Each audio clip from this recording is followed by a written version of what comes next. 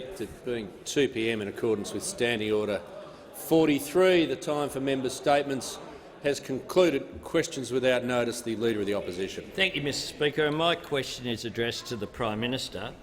Why did the Prime Minister say yesterday that decisions about prosecuting journalists should not be made by politicians when the Attorney-General has given himself the final say on whether journalists are prosecuted? Why can't the Prime Minister give straight answers to simple questions? The Prime Minister has the call. Thank you, Mr Speaker. I thank the member for his question, and if he'd paid attention to the entire response I gave yesterday, he would have understood that the point about the prosecution of journalists is not that the AG is required to give consent, but that the ALP is asking us to rule out consent even before any advice is received from any of the relevant agencies, which would be unprecedented and most likely unlawful, Mr Speaker. There is an established process, Mr Speaker, for the investigative authorities to look at these matters, to hand that over to prosecution authorities, and then there is a process for the Attorney-General. But what the Leader of the Opposition wants to do is throw that all away, and he wants to make the decision, if he were Prime Minister, about who gets prosecuted or who doesn't, even before those agencies, Mr Speaker, have even considered the matter. What I said yesterday is exactly what I mean, and that is no one should go and be prosecuted, Mr Speaker, on the basis of what occupation they hold. The only basis upon which they should be prosecuted is if they have broken the law, and I'll ask the Attorney-General to add to the answer. The Attorney-General has the call. Yes, so with respect to the question as to what would be the difference between a prosecution on the whim of a politician and the prosecution under, in this case, in the Smethurst manner, Section 79 of the Crimes Act, which part of the Crimes Act actually embeds the requirement to come to the Attorney-General for consent. What might a prosecution at the whim of a politician look like? Well, it might look like this. This would be the worst-case scenario. An opposition leader who said yesterday that the government should shut a prosecution down, breaching the fundamental convention that you do not, as a government, tell the AFP to drop an investigation. And if that's not remarkable enough,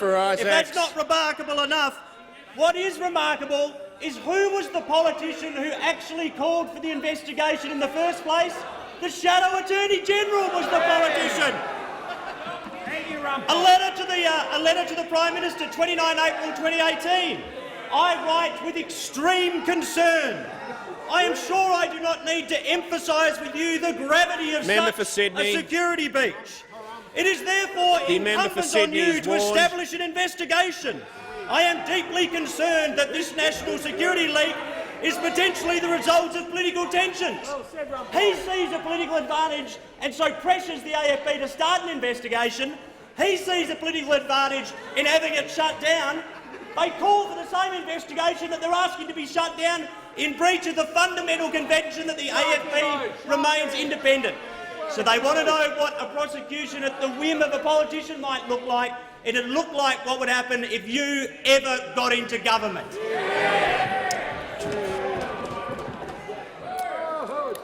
Now, the member for Hunter can resume his seat.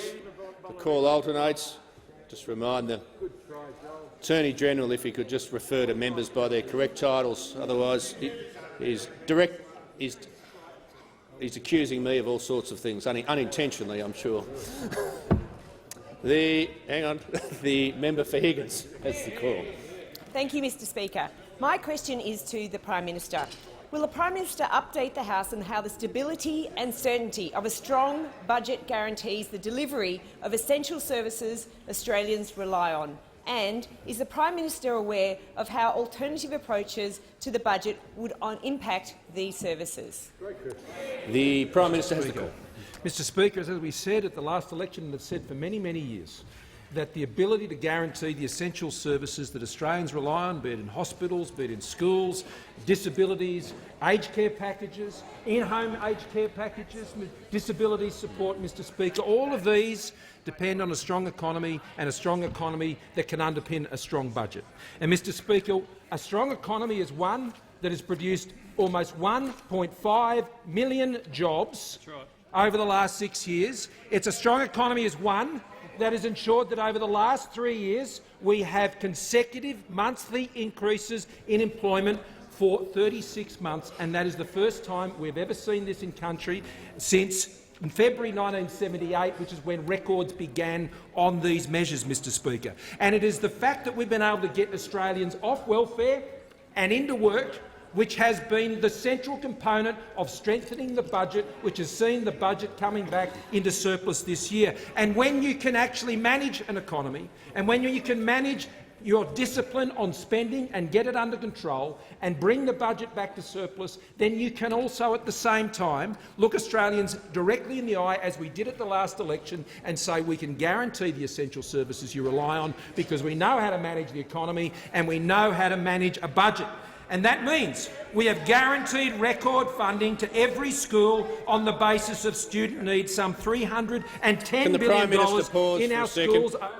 The member for Sydney has been warned. That's her final warning. The Prime Minister has So not only record spending on our schools and our students, guaranteed funding, fully funding the National Disability Insurance Scheme through a $140 billion investment in the capabilities of Australians through that scheme, Mr Speaker. Record health and hospitals funding with an extra $31 billion through the National Health Agreement.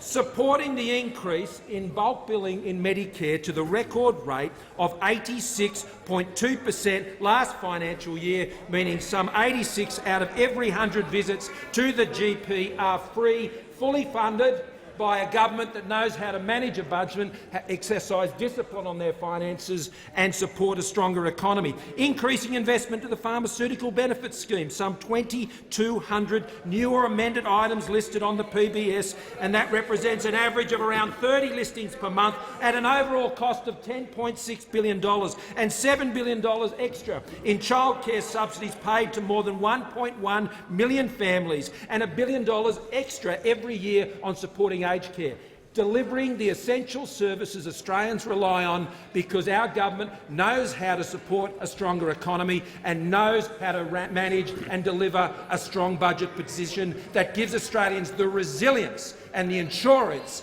in the areas of uncertainty that they face in the years ahead. Just going to again remind members, just the member for Hunter, if a minister or the Prime Minister is still on their feet answering a question, I don't want members walking to the dispatch box. You're not going to miss out. I allocate the call. It's all going to be okay. The member for Hunter has the call. Thank you, Mr Speaker. My question is also to the Prime Minister, and I refer him to the statement by the member for New England yesterday. He said, if they want to work in a more bipartisan way, I'm not going to knock that. Prime Minister, why won't you listen to the member for New England and, more importantly, to farmers and rural communities and convene a cross-party drought cabinet to adequately respond to the growing drought crisis? The Prime Minister has the call. Mr Speaker, the members of the Labor Party who sit on this front bench here can't even operate functionally in a shadow cabinet, Mr Speaker, let alone actually participate in an actual cabinet. At the end of the day, Mr Speaker, we learned today with Labor historian Troy Branston writing today in The Australian, a Labor frontbencher, a member of the shadow cabinet of which the Leader of the Opposition leads, Mr Speaker. I don't know who it was, but happy to take suggestions. I'm sure they'll be made to journalists later, Mr Speaker. The Prime Minister will resume his seat. Members on my right, the member for Swan. Members on my right. The bubble boy. The Leader of the Opposition on a point of order. Relevance, Mr Speaker. It's a serious question about the drought. He should respond in a serious manner. The Prime Minister has the call. Prime Minister has the call. So far he is relating his material to the question about a cross-party group. So I'm listening to the Prime Minister. Thank you, Mr Speaker. And the quote read from a Labor frontbencher referring to the Leader of the Opposition, for a guy who wanted to be leader so bad and couldn't wait to announce he was running for it less than 24 hours after the election, he does not know what to do with the job, Mr Speaker. That is what the shadow frontbencher, whoever they are, says about this Leader of the Opposition, and this Leader of the Opposition thinks he should be sitting in a cabinet making decisions on this side of the place. Now, Mr Speaker, to address the issue of drought, now this is a very serious issue, one in which the government convened a national drought summit and sought to work on a bipartisan fashion at that time with the opposition. And I recall the observations being made outside that drought summit by the very member who asked this question. Even before he got inside the room, he was already attacking the future drought fund, Mr Speaker. Member for Hunter has asked his question. Mr Speaker, if we're going to work on a bipartisan basis on this issue, we have not seen the policies that the opposition might be suggesting. But equally, I would say this: the response that we're providing is comprehensive. It is dealing firstly with the assistance directly to farm households, whether they be farmers or graziers or others. It is investing in the district communities that need the support to work through the drought and provide the resilience for the future. Now, Mr Speaker, it is a serious issue, and they have referred to the suggestion of a war cabinet. I would remind them of the history that even when this nation was actually in war, Mr Speaker, there was not a war cabinet of the nature suggested by, Mr Speaker, the member who asked this question.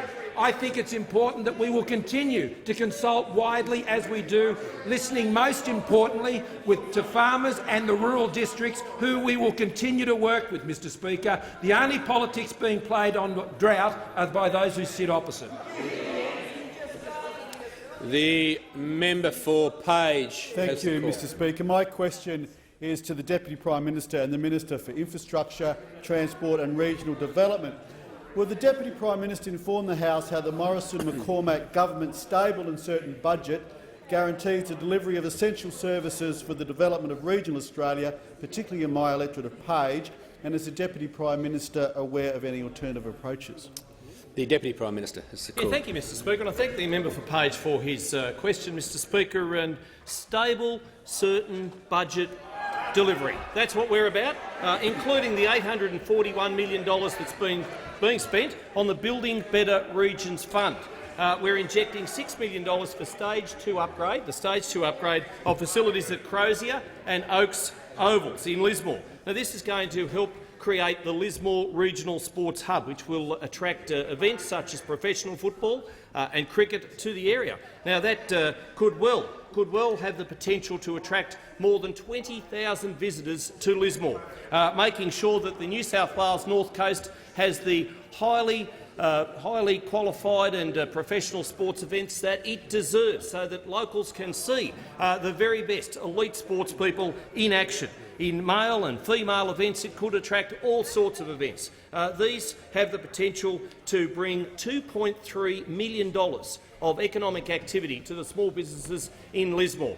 Construction is well underway. It's creating jobs for 21 people in the construction phase, and certainly this helps and leads into the fact that we've had 36 unbroken months of jobs growth in this nation. Now, that happens because of a Liberal Nationals government, creating opportunities, making sure that we've got the economic environment right for small businesses to back themselves. It's not government that creates jobs, unless it's, of course, the public service. And that's what happens when those opposite certainly put too much emphasis on bureaucracy. We help business. We help business back themselves, invest in their futures, make sure that they hire people. That's what we do. That's what we will continue to do. 3 years of unbroken jobs growth. Barry Cooper from the Lismore and Far North Coast Junior Cricket Club said that the upgrade, that's at Crozier and Oaks Oval, will see more people getting involved in all sports and allows our area to attract bigger championships. This will see motels booked out and people spending more money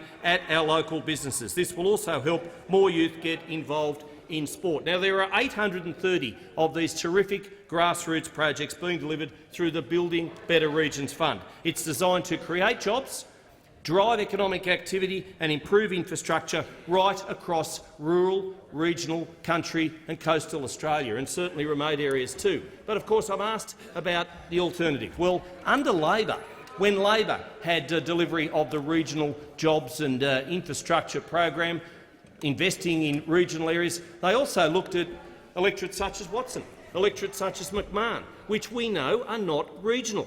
And this is why. This is why the National... I hear the member for Ballarat... No wonder you're singing out. I mean, the National Audit Office came out and condemned what you did, member for Ballarat, when you were in charge of the program. What you did when you were in charge of the program. The regions missed out at the expense of metropolitan areas, time has concluded.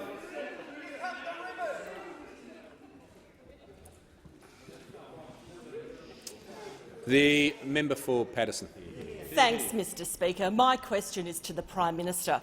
The Coordinator-General for Drought, Major General Stephen Day, delivered his final report in April to the Prime Minister. Why does the Prime Minister insist on keeping this important report a secret, despite the ongoing drought crisis in Australia? The Prime Minister has the call. Thank you, Mr Speaker, and I thank the member for her question.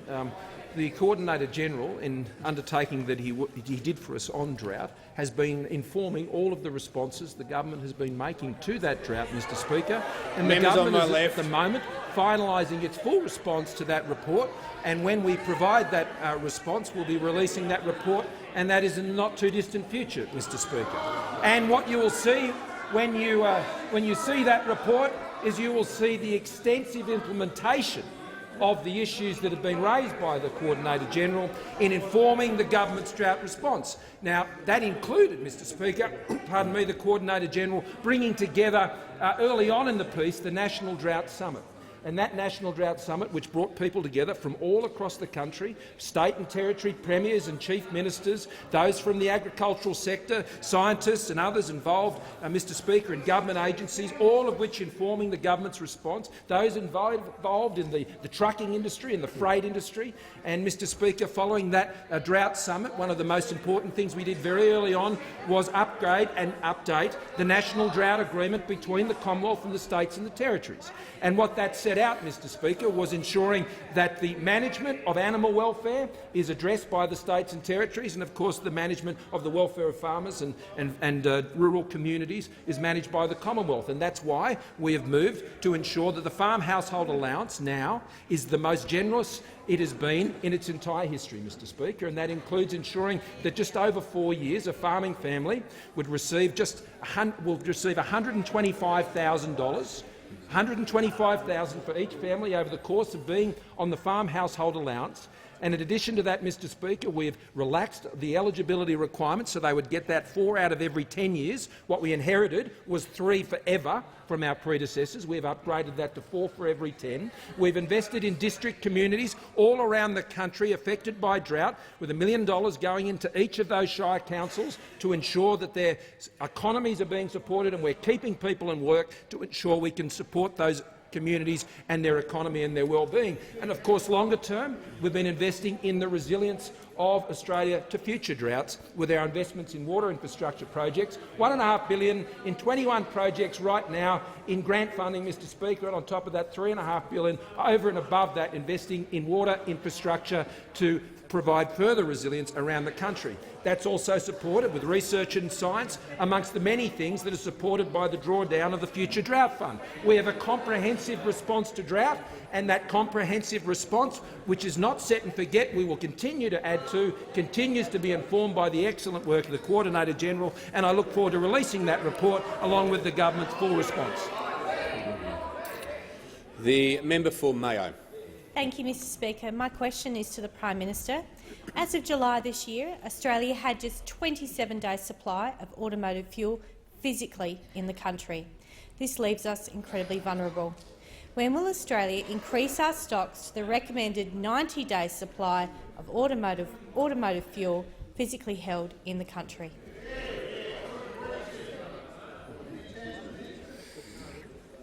The Minister for Energy. Well, thank you, Mr Speaker. Well, although Australia hasn't had a major fuel disruption for over 40 years, we are absolutely committed to continually enhancing the strength of our fuel security. And with that in mind, we're working very closely with the International Energy Agency to modernise the oil stockholding methodology, which will take into account Australia's unique geographic circumstances, Mr Speaker, and our unique supply chain. And based on that, during 2019, we've held an average of 85 days of stocks. across the various fuel stocks, Mr Speaker. But we've also, importantly, commenced negotiations with the United States for a strategic petroleum reserve, and that will not only boost our oil stock holdings, Mr Speaker, it will also importantly put us in a position where we can work with other like-minded countries to deal with any disruption that might occur in the future, Mr Speaker. Now, we've been very deliberate with this very important topic, and I'm glad that the member raised it. With the final liquid fuel security report due later this year, the review will help to inform future decisions on this important topic, and it'll include any decisions around holding additional stocks offshore, Mr Speaker. Now, by contrast, Mr Speaker, those opposite took a policy to the election which will cost Australians $10 billion or more, Mr Speaker, as taxpayers, or worse, at the fuel pump, Mr Speaker, at the fuel pump. Now, there is one other certain way to improve our fuel security, and that is to make the most of Australia's ample oil and gas reserves, Mr Speaker. Now, the Northern Territory Labor government has shown great leadership on this with the work they're doing on the Beetaloo Basin, and we've contributed $8.4 million to getting that very prospective basin for oil and gas into operation. But I call on all states, including the Victorian State Labor government, Mr Speaker, to remove blanket bans and moratoria on gas and oil exploration. And I also acknowledge the great potential for oil and gas developments in the great state of South Australia, Mr Speaker. It's time to get on and deliver on Australia's oil and gas potential in the coming years. The member for Canning. Thank you, Mr Speaker. My question is to the Treasurer. Will the Treasurer explain to the House how the Morrison government's stable and certain economic leadership and financial management is equipping Australia to deal with the challenges that we face as a nation? And is the Treasurer aware of any alternative approaches? The Treasurer has the call. Thank you, Mr Speaker. And I thank the member for Canning for his question. He is a person who has served Australia with distinction in uniform, and he is concerned and focused on ensuring that Australia retains its strong economic management, Mr Speaker. Now, when we came to government, unemployment was rising, investment was falling, $240 billion of deficits had been accumulated, Mr Speaker, and the budget was a mess, Mr Speaker. The budget was a mess. In fact, the Labor Party, even when they enjoyed iron ore prices, which had risen to $180 a tonne, more than double than what we see today, they still couldn't deliver a surplus, Mr Speaker. The last time the Labor Party delivered a surplus was when the Berlin Wall was still standing in 1989, Janet Jackson was top of the pops, and the member for Rankin was in primary school, Mr Speaker. The member for Rankin was in primary school. So you can imagine my surprise when I picked up that historical fiction, his book called Glory Days, when it was written the following. This is what the member for Rankin wrote. One of the least heralded but most important acts of the Rudd and Gillard governments was the budget repair we achieved, Mr Speaker. One of the least heralded but most important acts of the Rudd and Gillard governments was the budget repair we achieved. Well, I have a message for the member for Regan. It was least heralded because it didn't happen, Mr Speaker. It didn't happen. And since we have come to government, the economy continues to grow. Our AAA credit rating has been maintained, Mr Speaker. The current account is in surplus for the first time since 1975, and we have the first balanced budget in 11 years, Mr Speaker. The first balanced budget in 11 years. And the reason why we have a balanced budget is because we have a record number of Australians in a job, Mr Speaker. We have had for 3 years, every single month we've had jobs growth, Mr Speaker. The employment growth is now more than 3 times what we inherited from Labor and more than twice the OECD average, Mr Speaker. The reality is, when Labor was in government, unemployment was 5.7%. Today it is 5.2%. Mr Speaker, a strong budget gives us resilience in the face of external shocks. A strong budget allows us to spend more in the areas that need it most, like hospitals and schools and drought support, defence and mental health. Mr Speaker, only the coalition can be trusted to lower taxes, create more jobs and deliver a strong budget. The member for Hunter. Thank you, Mr Speaker. My question is again to the Prime Minister. Can the Prime Minister confirm that his government has kicked 600 farming families off the farm household allowance as the drought worsens and will kick another 500 families off the payment by Christmas? The Prime Minister has Mr the call. Speaker, I refer the member to the statement we made last week, and I'll invite the minister to add to my remarks if he would like to. And that was to add an additional supplement for those who are coming off after their 4 years to receive a payment of $13,000 per family, Mr Speaker. And as we have always done in our response to the drought, Mr Speaker, they are receiving $13,000, Mr Speaker, once the 4 years has been concluded. And what our government will continue to do, as we have done all the way through this drought, and as the minister rightly calls it, as the drought steps up another level, then we step up another level. And we will continue to monitor this issue very closely, Mr Speaker, and as on each occasion we have responded to the advice we have received on the farm household allowance, remembering it started at 3 years forever. That was the policy setting that we inherited. Farm household allowance was 3 years, and that's all you got forever. We increased that to 4 years, and then we increased it to 4 years in every 10. And now, Mr Speaker, at the end of those 4 years, we've said we'll also add in a further supplementary payment of $13,000, like we said we did last year when we added an additional $12,000 to the payment they were already receiving as part of the step-up of our drought response. So on each and every occasion, as the drought has continued, we have continued to step up our response as the step-up has required. And, Mr Speaker, that is why I have said, and those opposite have lampooned, Mr Speaker, the idea that that call on our budget, it is the first call and is the biggest call on the pressures on our budget as we consider the issues, whether we go into the MyEFO period or next year's budget. The first call, the first thing I am going to ensure is addressed is to meeting the needs of our drought support programs, Mr Speaker. That's why they're getting an extra $13,000. That's why we're prepared to provide that support to ensure that they continue to receive the financial assistance that they're seeking. The member for Goldstein. Thank you, Speaker. Speaker, my question is for the Minister for Health. Will the minister please outline to the House how the Morrison government's stable and certain economic management allows for record investment in public hospitals and for important medical programs such as the Zero Childhood Cancer Initiative? And is the minister aware of any alternative approaches? The Minister for Health has the call. Thank you very much, Mr Speaker, and I want to thank the member for Goldstein. In particular, he's been a strong supporter of paediatric cancer initiatives such as the Robert Conadors Foundation, and throughout his career he's also recognised that in order to fund hospitals and medicines and medical research, it's critical to have a strong economy.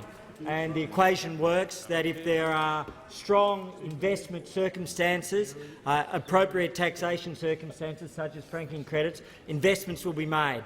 That helps create employment. 36 months of continuous employment helps improve the budget circumstance, and that in turn allows for the investment in hospitals and medical research. In particular, in terms of our hospitals, what we've seen is a pathway to a doubling of Commonwealth investment in hospital expenditure in Australia. We are going from $13 billion in the year before we came to office to, over this term of government, $23, $24, $25 and $26 billion per annum, a doubling of annual hospital investment. But it goes further than that.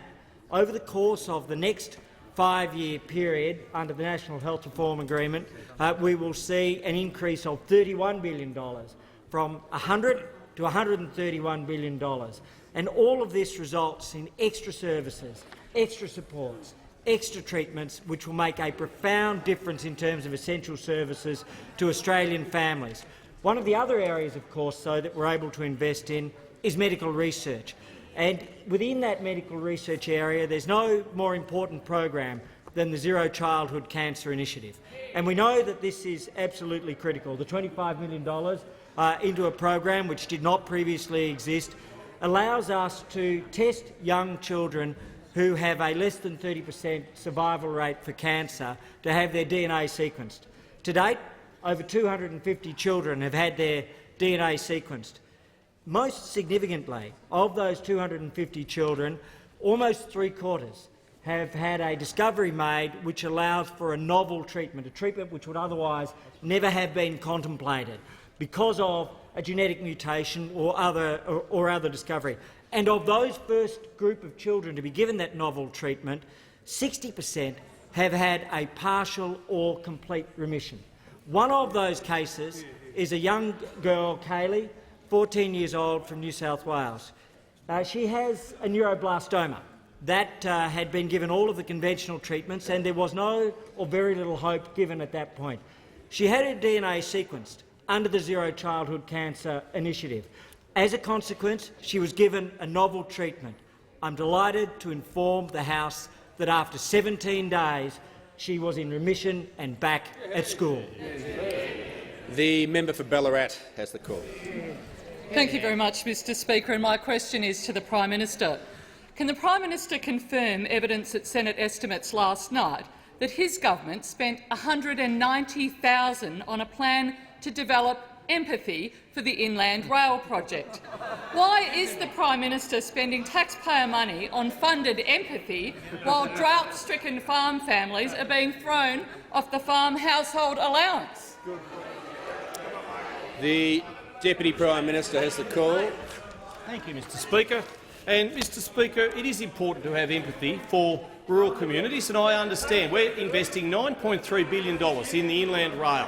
It's a 1,700-kilometre corridor of commerce between Melbourne and Brisbane. The CSIRO, the report that they did last year, I know it was predicated, the building of this, on a $10 tonne per saving. It's now going to be up to $94 per tonne, but indeed a $76 per tonne average.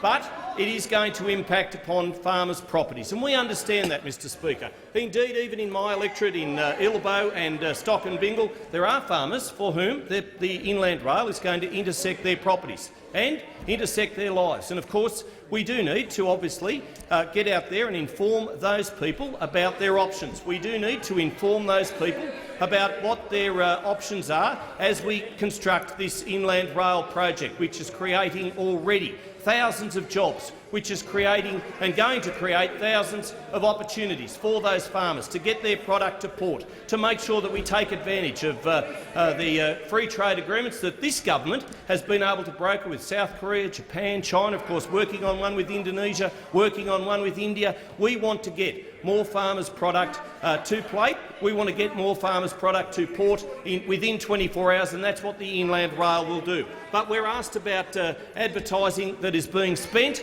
on campaigns. Well, I'll just keep going. The member for Ballarat, the deputy. Will the Speaker ask me to? You don't. You're not the Speaker yet. I mean, you can apply next time, I suppose, when the job becomes available. Deputy Prime Minister. Thank you, Mr Speaker. We'll just resume his seat for a second. I will call the member for Ballarat if she is indicating that she wants to raise a point of order on something other than relevance. I'm not calling the member for Ballarat. The Deputy Prime Minister has the call. I'm not going to also receive a lecture from the member for Ballarat when she hasn't received the call in disagreeing with my ruling. The member for Ballarat is warned.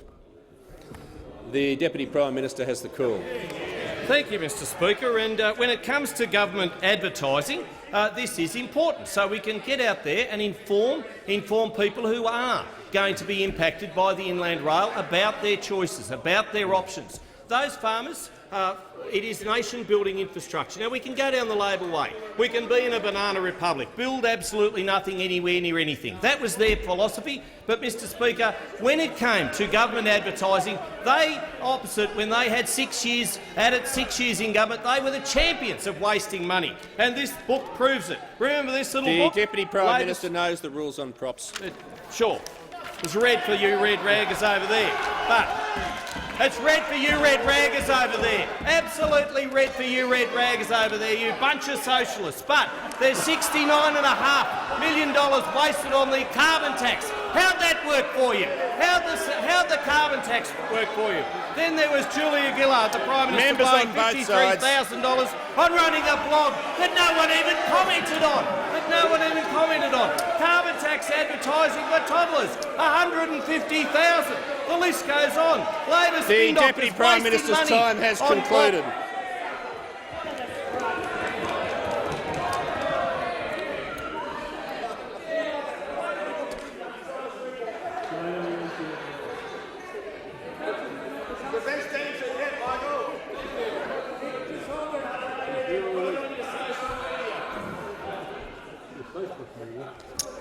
The member for Ballarat seeking to table a document. I was actually going to seek to leave for him to table that document, but I'm also seeking leave to table the document that shows the government spent $190,000 on a social licence strategy on Inland Rail, not advertising, to develop the empathy. member for Ballarat, you're seeking to table Hansard.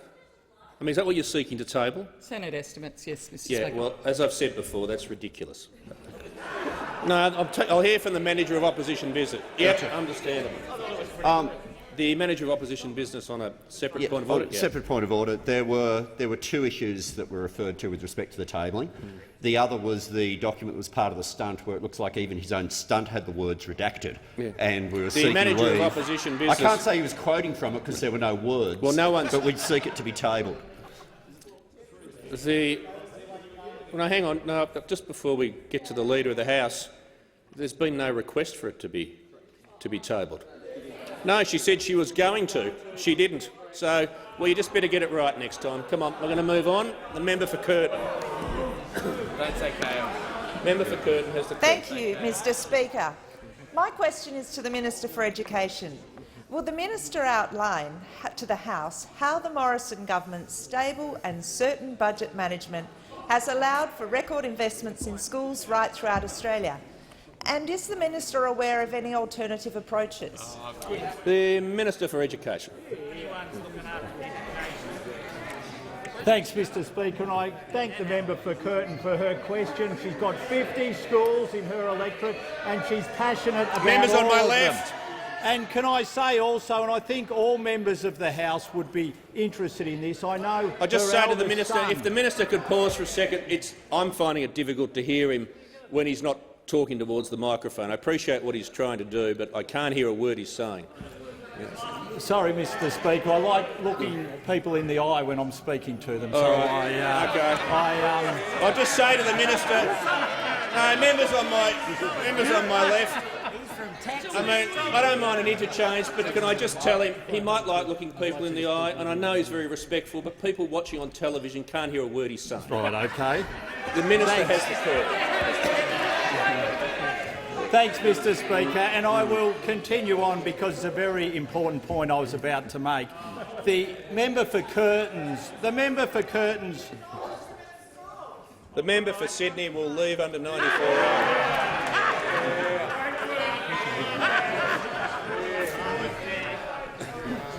I just waited for it. Minister has the call.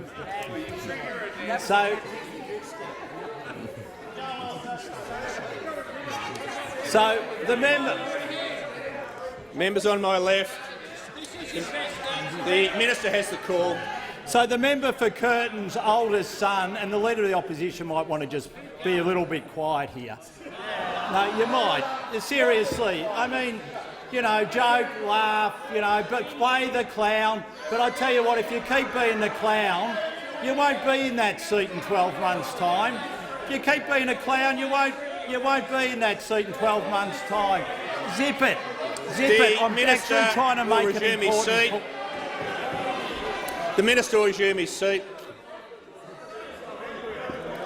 The Manager of Opposition Business will resume his seat. The member for Hunter is warned. The level of interjections on my left is far too high. I'll continue to eject people. The minister has been asked a question. He needs to be relevant to that question, and I'm calling the minister. Thanks, Mr Speaker. And the point I wanted to make is the eldest son of the member for Curtin is doing his Year 12 exams. And what I wanted to say on behalf of the whole House is for all those students who are undertaking their Year 12 exams, we wish them all the very best for what is at a very important time of their life. Now, I apologise to everyone who's listening that I couldn't get that out because of the ramblings and unruly behaviour of those opposite. It is a great shame. Now, can I say, Mr Speaker, I think I know why they're rambling and they have no idea. Because, you know, it's 5 months after the election and they do not have an education policy. What is your education policy? It is under review. 5 months. 5 months and you do not have an education policy. The Minister will resume his seat. Members on my left will cease interjecting. I will now proceed to eject people. The member for Gorton's already been warned. He will leave under 94A. It's all very straightforward. People who get warned and keep interjecting, if they have difficulty remembering it, perhaps make a note. The Minister for another 20 seconds. So on this side we've got record funding for preschool, record funding for childcare, record funding for primary school, record funding for secondary school, record funding for higher ed, and you don't even have an education policy.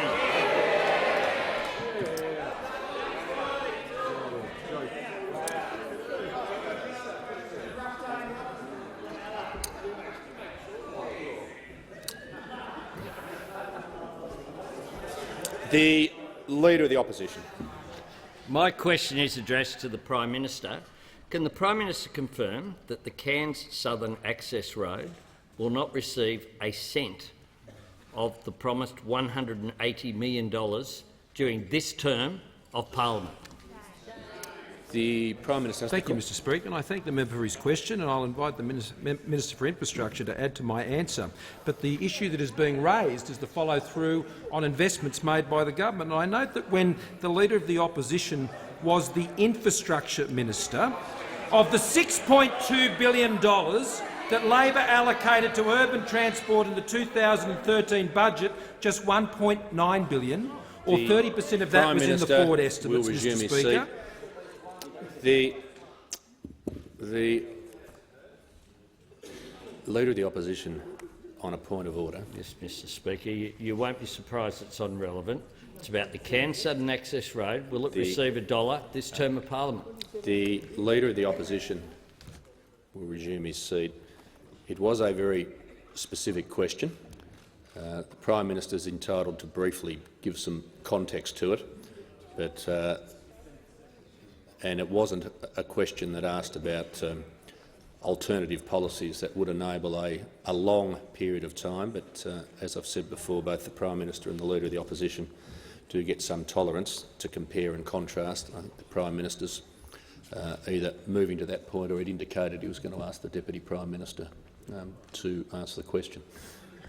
The Deputy Prime Minister. Thank you, Mr Speaker. And the member for Leichhardt knows full well how important these projects are, knows how important projects making sure that we get the freight line supply chains right, making sure that we enhance that productivity, making sure that we increase road safety options. And if Mark Bailey, the Queensland Minister, can get his people organised, we will certainly look at any road project, indeed any infrastructure project in Queensland, any other state too, wants to come to the table and work cooperatively with the Commonwealth. We've got $100 billion of infrastructure that we're rolling out across this nation. Now, I know I've actually been to Cairns. I've actually members on my left. Well, thank you for the cheer. And the member for Leichhardt was returned because he talked about our $100 billion infrastructure plan. Cheer that too. cheer that too, because it's well worth cheering about. I know the people of Cairns, the people of North Queensland, the people of that fine state of Queensland, indeed every state, every territory in and across Australia were cheering us home on May 18 because they knew that we were building the infrastructure that Australians need, want, expect and most of all deserve. And whether it's roads of strategic importance, whether it's the beef roads, whether it's the northern roads, they are all making sure that we get the infrastructure that Australians want. And whether it's getting the Cairns Access Road, whether it's getting the Toowoomba Second Range Crossing, whether it's getting the Rockhampton Ring Road, all those projects are of critical importance. The Outback Way, Mr Speaker, which starts in Queensland in Winton, goes through to Laverton in Western Australia, they're all important projects. We're getting on and we're building them. And what those opposite who come into the dispatch box and ask those questions should do is, after question time, go to their Labor state ministers and ring them up and say, look, if there are projects that are in my electorate, indeed other electorates, get on board with the Commonwealth and help build them. Help build them. Now, Mark Bailey has worked in good faith with us, but there are a lot of projects, and particularly when it comes to Queensland, we'd like to build dams. We'd like to build dams, but unfortunately, Rookwood is being held up by the Queensland State Labor government, and that's why there was a huge protest the other day in the seat of Capricornia. This is of critical importance to the seat of Flynn. We want to make sure we build dams. The member for Watson says, the Deputy Prime Minister's time has concluded. The member for Burt is warned, and I'm pretty sure that member for Scullin should be as well, but I couldn't quite see. The member for Wentworth. Thank you, Mr Speaker. My question is to the Minister for the Environment. Will the minister outline to the House how the importance of the Morrison government's stable and certain economic management is ensuring the protection of our environment? Is the minister aware of any alternative policies? The Minister for the Environment has the call. Well, thank you, Mr Speaker, and can I thank the member for Wentworth for his question and for his ongoing interest and engagement in environmental policies.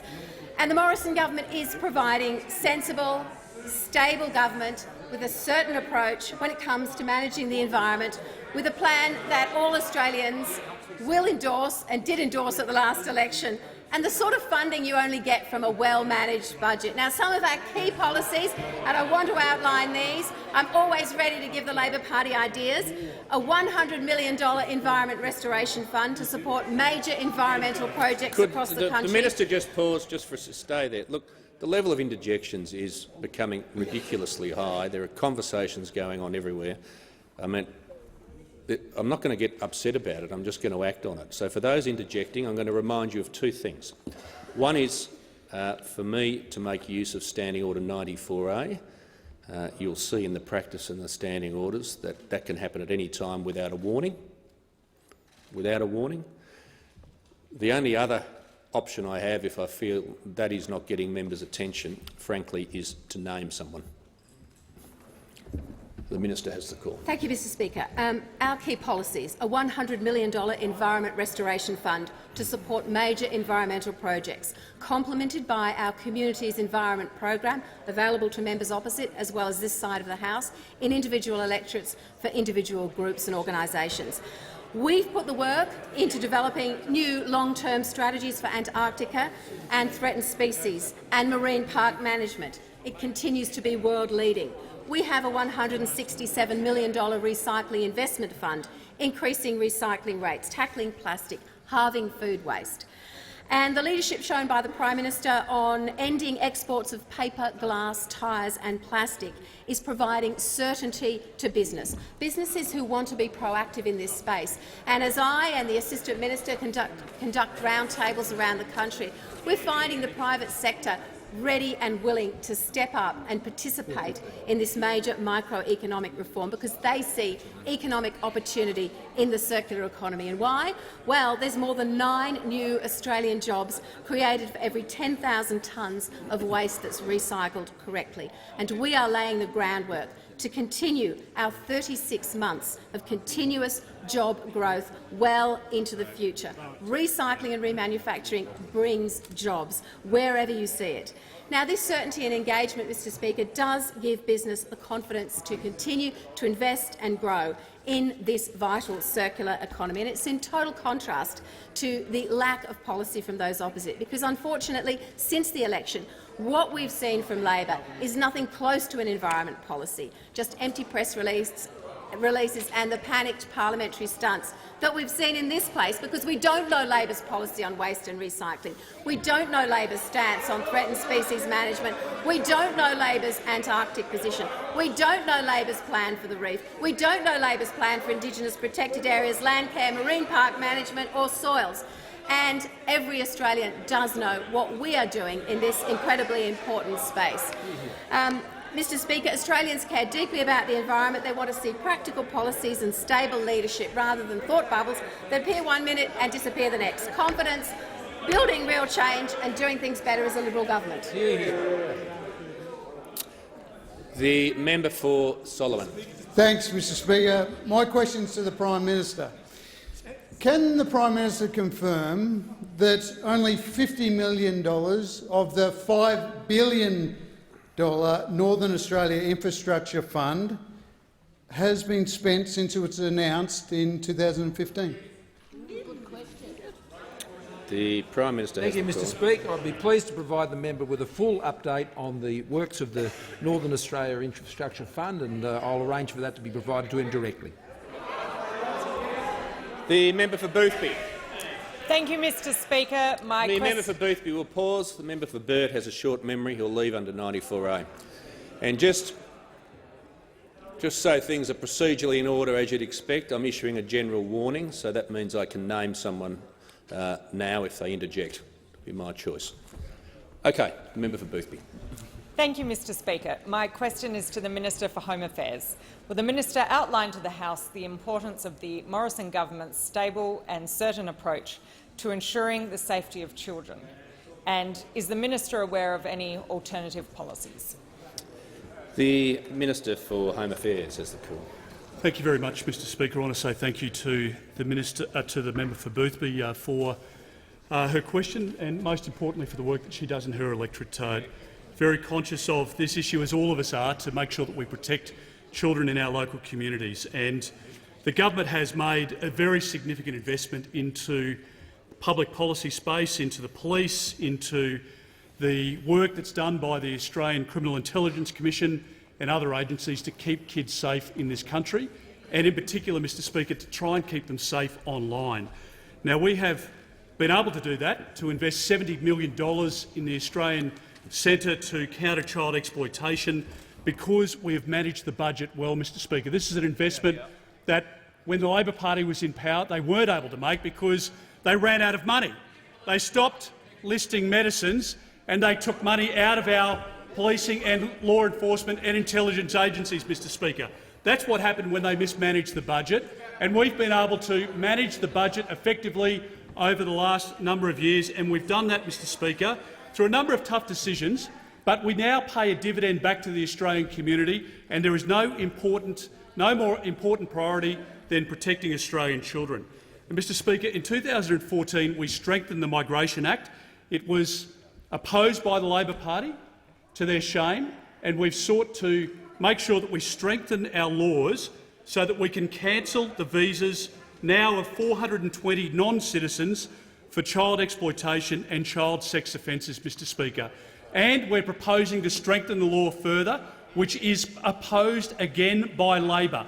That's the reality, Mr Speaker. Now, I point out this because there is a big difference between the Labor Party and the coalition when it comes to these very important issues, Mr Speaker. We've also introduced into the Parliament the Combating Child Sexual Exploitation legislation bill of 2019, and it goes to providing more strength and support to policing agencies to make sure that we can keep Australian children safe, Mr Speaker. We want to invest more into this area, and we are putting more money into the Australian Federal Police and other agencies, but we can only do that if we manage the economy well, if we manage the budget well, if we make sure that we can put this investment into areas of priority for the Australian public. And, Mr Speaker, the fact is, that when Labor lost control of their budget, they lost control of their ability to invest in important areas. His seat. The minister's indicating he's concluded his answer. He's indicating he's concluded his answer. The Leader of the Opposition seeking the call on indulgence. I am, Mr Speaker. The issue of child sexual exploitation should not be politicised. It should be an issue which all of us surely agree on, and the minister surely can give an answer to a Dixer without trying to politicise such an issue. The Leader of the Opposition has had a brief indulgence. You wonder why you're under pressure. The minister will cease. The minister will cease interjecting. The Leader of the Opposition will resume his seat. Hang on. I'll just call you in a second. Can the member for Moncrieff just resume her seat? The member for Cowan resume her seat. The Leader of the Opposition takes precedence, as do other party leaders and deputies. The Leader of the Opposition. Thank you very much, Mr Speaker. I make this point. Today is the anniversary of the apology based upon the Royal Commission. We'll be speaking on it this afternoon, and we shouldn't have that sort of behaviour across the chamber. The Leader of the Opposition, in seeking the call, indicated that he wanted a remark withdrawn. Yes, we should withdraw the suggestion that. No, well, just be quiet for a minute. The suggestion. No, the suggestion that somehow these issues are partisan issues. They are not. The Leader of the Opposition will resume his seat. The call is going to alternate to this side, as a matter of course.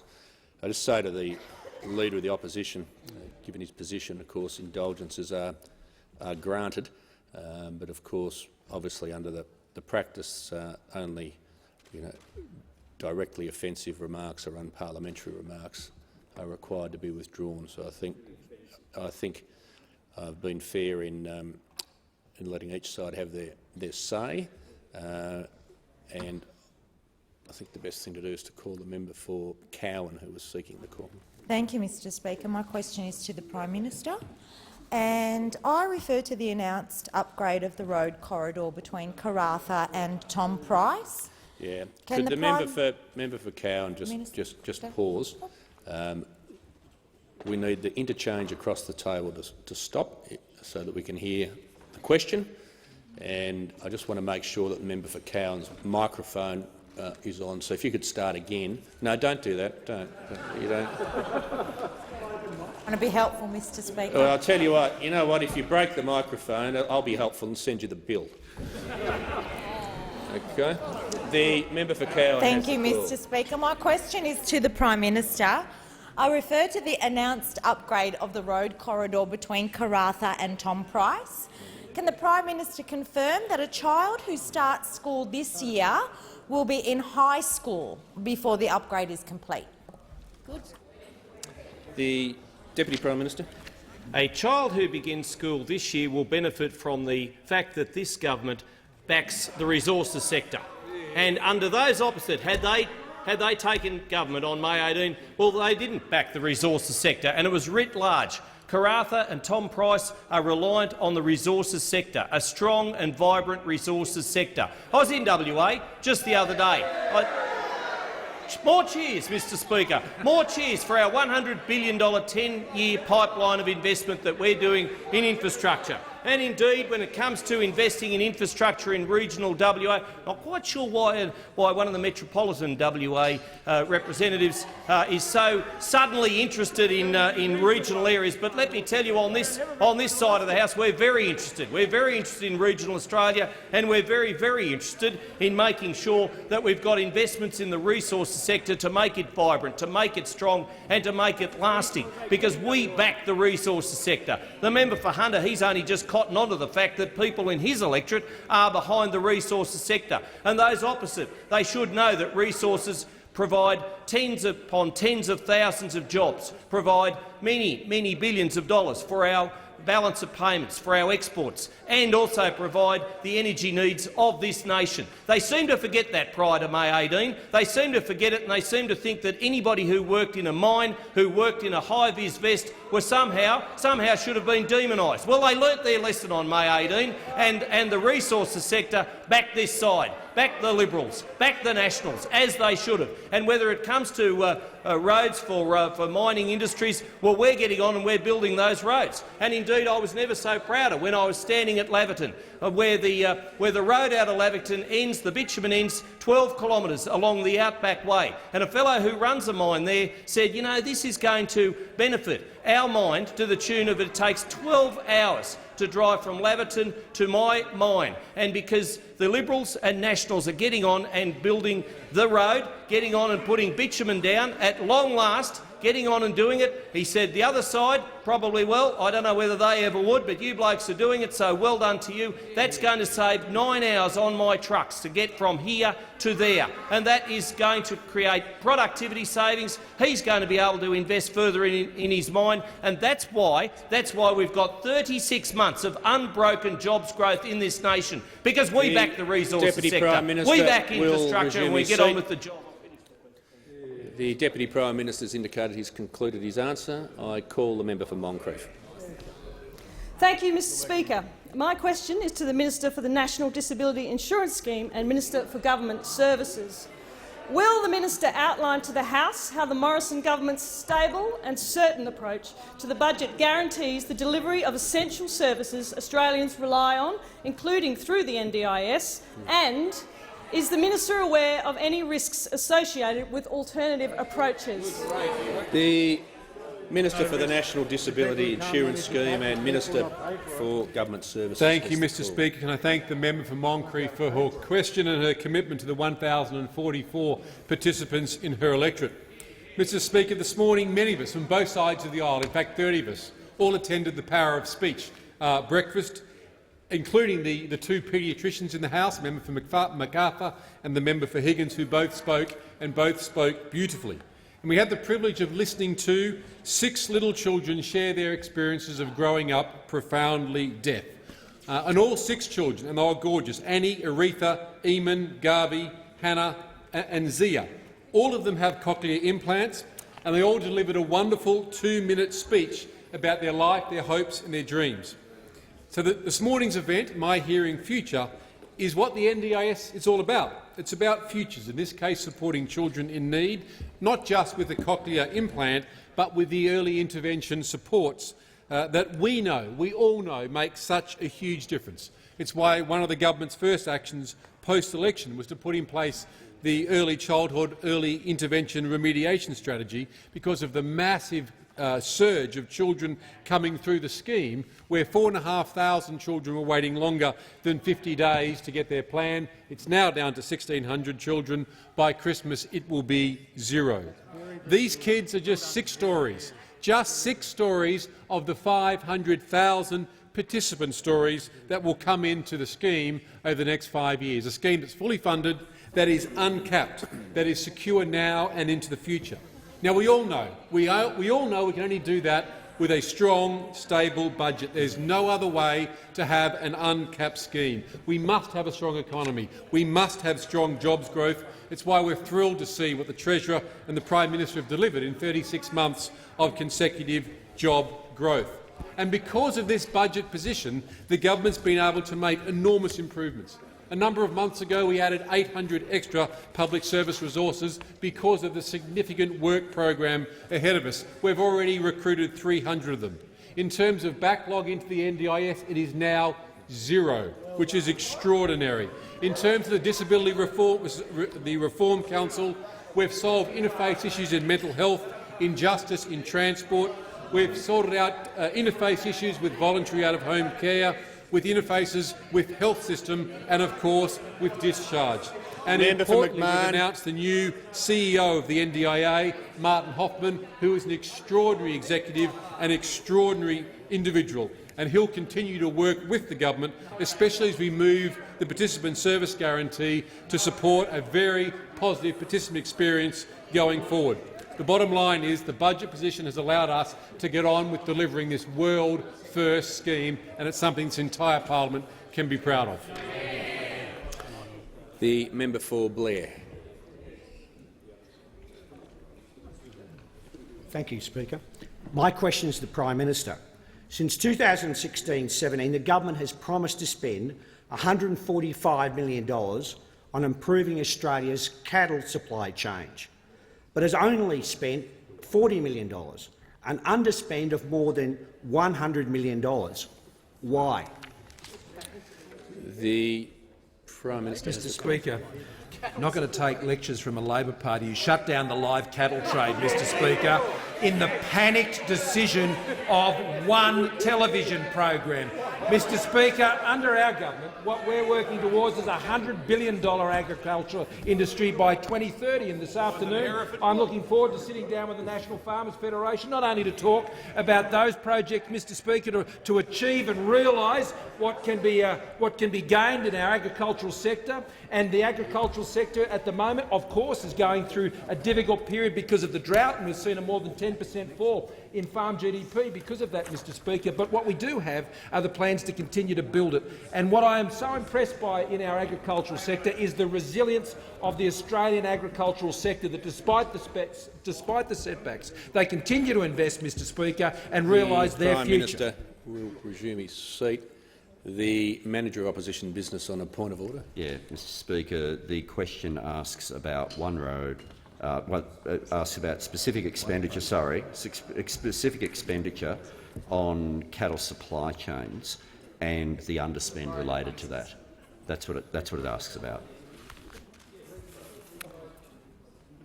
I'll call the Prime Minister again. I mean, I take the point. The member for Hunter is not helping. Either is the Minister for Education. The question did ask about some budgeted figures. That's true. It also asked about the cattle supply chain. The Prime Minister is certainly being relevant to the policy topic, and I'm also just very conscious he's not quite a minute in, and I'm listening to the Prime Minister. The Prime Minister has the call. Thank you, Mr. Speaker, and it gives me the opportunity to again say that the work we're doing to support our agricultural sector, and I will invite the Minister representing the Minister for Agriculture here in the House to add to that, and I know that the Deputy Prime Minister would also like to add to it, Mr. Speaker. But let's not forget that the Labor Party, when they had the opportunity to support our cattle industry, chopped them off. Mr. Speaker, they sold them out, and they did so as a result of their addiction to policies of panic and crisis. Our government does not act in a sense of panic or crisis, Mr. Speaker. We act in the stable and certain way which gives people confidence in the future, enables to invest and plan for their future, and that's what we're doing in the agricultural sector, and I invite the Minister to add to the answer. The Minister for Water. Oh, thank you, Mr. Speaker. Can I just say this is about respect. The Minister might. I am going to hear from the Deputy Prime Minister. Just confine your talking to when you're at the dispatch box and you've got the call. Might help. The Manager of Opposition Business.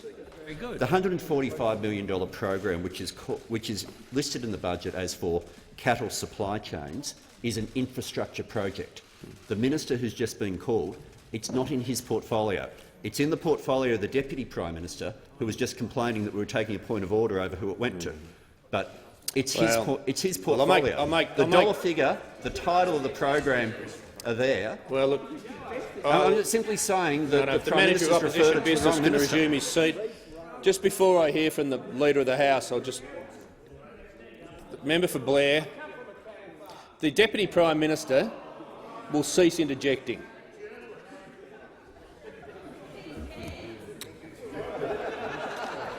I'll make a couple of points to the opposition. I do thank the Manager of Opposition Business for pointing that out, and might have been handy to have that in the question. But notwithstanding that, whilst it is an infrastructure project. It is an infrastructure project about cattle. I'm not trying to get too technical, so I think that does have an agricultural element to it. Does the Leader of the... And I'll call the Minister. Yeah. Well, thank you, Mr Speaker. And this is about respect and about restoring a relationship that was destroyed by the panic in 2011 in overnight destroying the live cattle trade. What we are doing is slowly putting an environment around the agricultural industry, particularly the live export industry. $1.8 billion a year it is worth to this country. It's important that we continue to make that investment, make that money available for industry to continue to work through the supply chain, and particularly more important now, since the ratification of the Indonesian Free Trade Agreement. A proud moment for our nation to be able to trade with our nearest neighbour, 267 million people on our doorstep, that we now have the opportunity to trade with, to give opportunity to our farmers, that will be able to recover quicker from this drought because of the free trade agreements that we have put in place. This is about a suite of measures that complements everything in the agriculture sector, whether it's in infrastructure, whether it's in the agriculture department, whether it's in water, because we understand regional Australia, we understand agriculture, and we will deliver for them. The member for Herbert. Thank you, Mr Speaker. My question is to the Minister for Home Affairs. Will the minister outline to the House how the Morrison government's stable and certain approach to economic management helps guarantee the safety of Australians by providing our law enforcement agencies with the resources they need? Is the minister aware of any alternative policies? The Minister for Home Affairs has the call. Thank you very much, Mr Speaker. I thank the honourable member for his question. This year we will put about $7 billion into the Home Affairs portfolio to support our agencies to help keep Australians safe, Mr Speaker.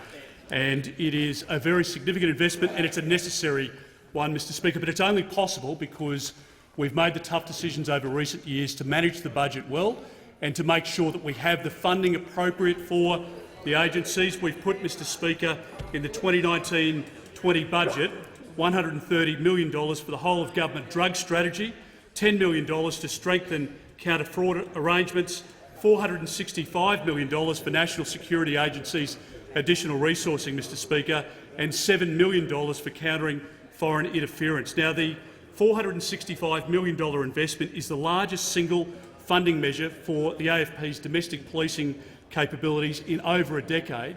So, Mr Speaker, what Australians get from us is certainty about the way in which we approach national security in this country. And, Mr Speaker, they know from the Morrison government that we will make decisions that will always be in the best interests of the national security of our people, and we will make sure that we continue that is the case. But opposite, Mr Speaker, there was panic and mayhem when they were last in government.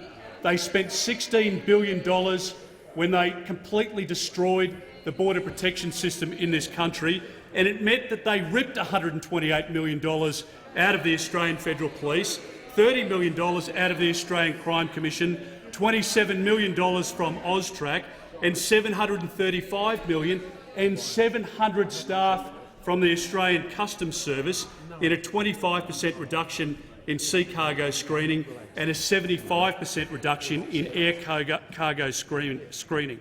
So, Mr Speaker, Labor always, when in government, makes the wrong decisions when it comes to national security. They took out $125 million from ASIO. So you hear all the faux outrage from those opposite, Mr Speaker, but whenever it comes to a national security bill or whenever it comes to a decision about strengthening our laws to keep Australians safe, they either oppose it or they always seek to water that bill down.